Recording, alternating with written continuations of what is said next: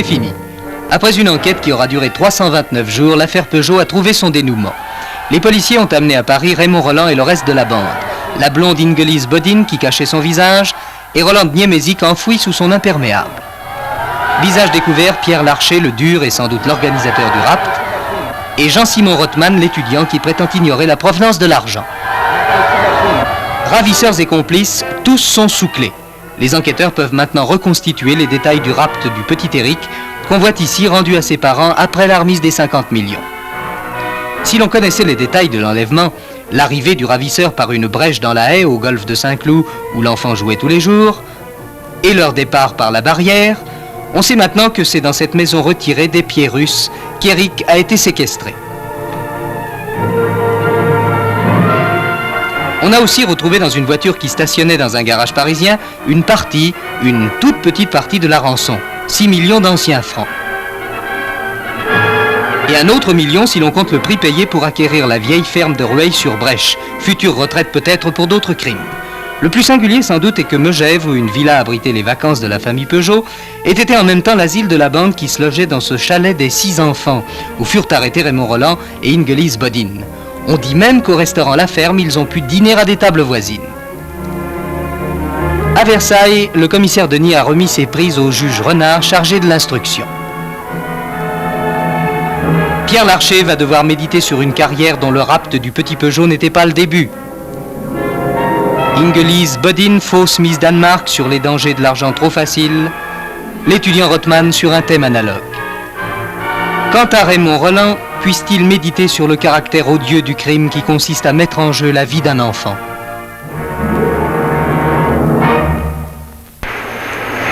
L'homme vient d'enregistrer un nouveau record de vitesse. Porté par un B-52, l'avion spatial américain X-15, après avoir atteint 22 000 mètres d'altitude, a volé à 4 264 km/h. L'appareil, qui s'est posé sur ses skis dans le désert de Californie, aurait mis 9 minutes 37 secondes pour passer de la verticale de Paris à celle de Marseille. Il peut encore faire beaucoup mieux. Son pilote, le commandant Bob White, qui est aujourd'hui l'homme le plus vite du monde, a échappé pendant 27 secondes à la pesanteur.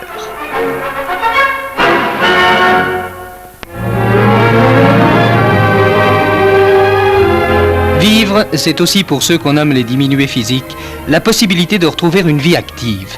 M. Bernard Chenot, ministre de la Santé publique, a inauguré à Quessigny, dans l'Eure, le centre Joseph Arditi qui répond justement à ce but et qui est le premier du genre en France. Tout en poursuivant leur rééducation, les paraplégiques peuvent ici se réadapter au travail industriel et redevenir des citoyens à part entière. Parents, attention. Vous le savez, les jeunes enfants ont trop tendance à porter à leur bouche tout ce qu'ils trouvent. Mais ce simple geste n'est pas seulement contraire à l'hygiène, il peut être bien plus grave. Il l'est d'ailleurs trop souvent. Pour le constater, il suffit de parcourir les journaux. Pas de semaine qu'il ne relate un drame de cette espèce. Intoxication, empoisonnement. C'est la nécessité du transport immédiat à l'hôpital. Encore peut-on s'estimer heureux quand ces accidents se limitent à l'hospitalisation. Or, ces drames, vous les côtoyez quotidiennement pour peu que vous laissiez les produits d'entretien à la portée de vos enfants. C'est-à-dire le plus souvent à leur hauteur. Eau de javel, soude, acide muriatique. Le bon ordre peut être un ordre raisonné. Dans le placard inaccessible, les produits ménagers sont à l'abri des convoitises.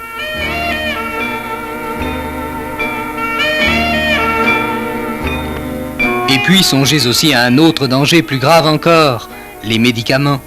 Dans un tiroir ouvert, ils sont tellement tentants, ces petits tubes, tellement tentants, ces bonbons qui n'en sont pas. Quand on ne sait pas lire, n'est-ce pas, rien ne réfrène la gourmandise.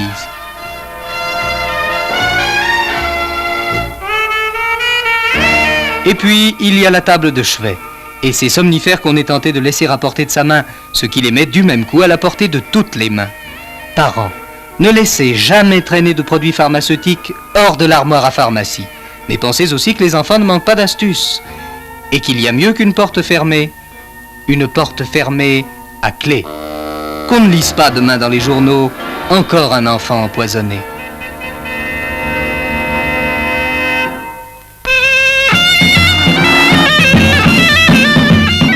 Combat de chameau à Kérouan. Les deux combattantes ne se font pas plus de cadeaux que deux lutteurs sur un ring. Tous les coups sont permis sur tous les coups de tête.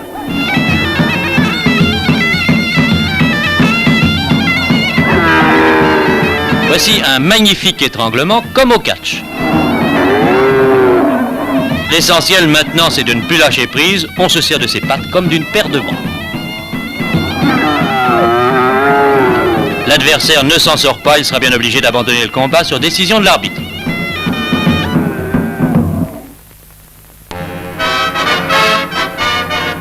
Muren, tout le monde descend, et même beaucoup plus vite que certains concurrents ne le voudraient. Cette épreuve, c'est la dernière grande compétition internationale de la saison. Il s'agit du Kandahar, que la plupart des champions considèrent un peu comme un véritable championnat du monde.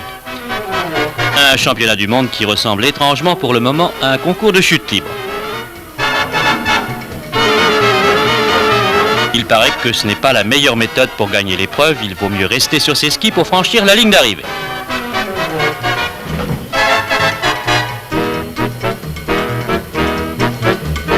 Passons maintenant aux choses sérieuses avec Guy Périllat. Périllat, c'est l'homme qui a gagné toutes les grandes descentes de la saison, alors pourquoi pas celle-là?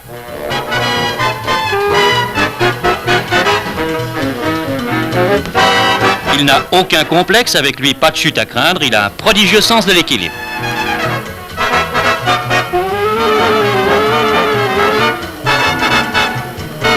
À 100 à l'heure, il avale toutes les bosses sans perdre une seconde de merveilleuse position.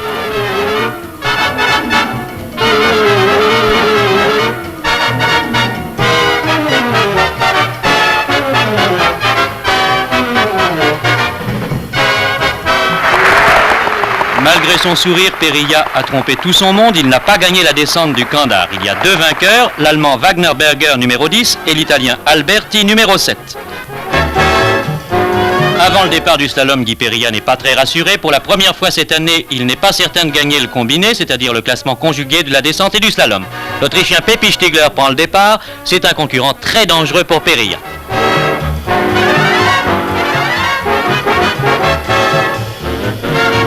De fait, il glisse entre les portes avec beaucoup de vélocité sans en accrocher une seule. À vous de jouer maintenant, monsieur Périllat. Vous savez à quoi vous en tenir. Le champion français a l'air de vouloir forcer le destin.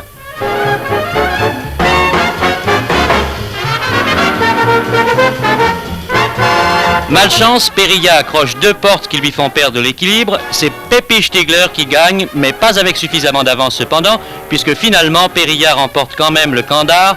Le champion français est bien le skieur le plus extraordinaire de tous les temps.